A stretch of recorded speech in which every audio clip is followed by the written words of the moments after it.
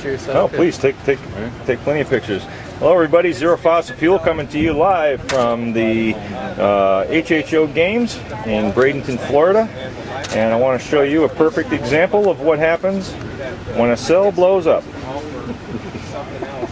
Obviously, what happened was we had an arc inside, and the explosion took the path of least resistance, fortunately, and blew the center of the cap right off the Walmart jar.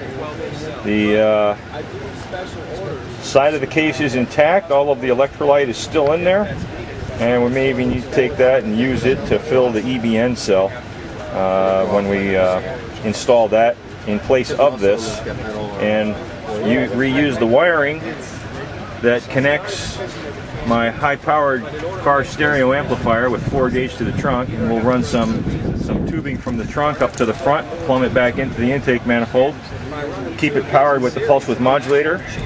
Here is the pulse width modulator, and it did perform flawlessly on the trip down, remained completely stone cold the entire trip, regulating at 25 amps continuous.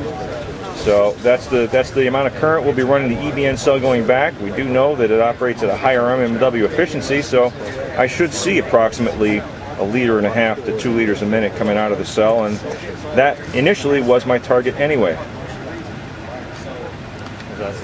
So I guess we can draw a comparison from my cell data that I collected. With this cell at 1 liter per minute, I was getting approximately 33 miles to the gallon. And on the return trip home, we will be using the EBN cell. That's all for now from HHO Games, Zero Fossil Fuel. I'll catch you in a little bit.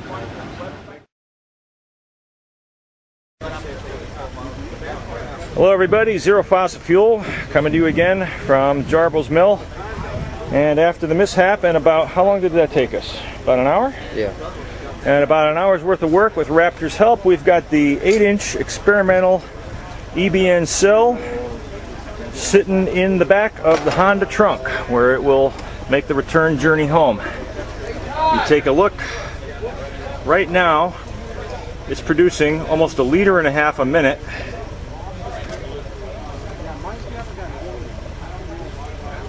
At only 12 amps going in.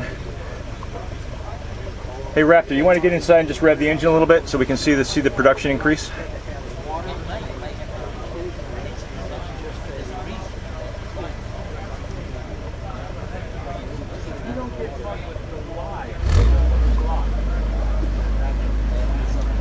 And there you go. That's about 1.5 liters a minute at 17 or 18 amps. And when the cell gets a little bit warmer, it should draw 25 amps and hold there until for the rest of the trip.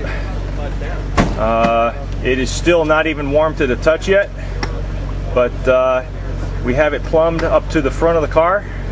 It's just sitting on a wooden plaque right now. Take you around to the front.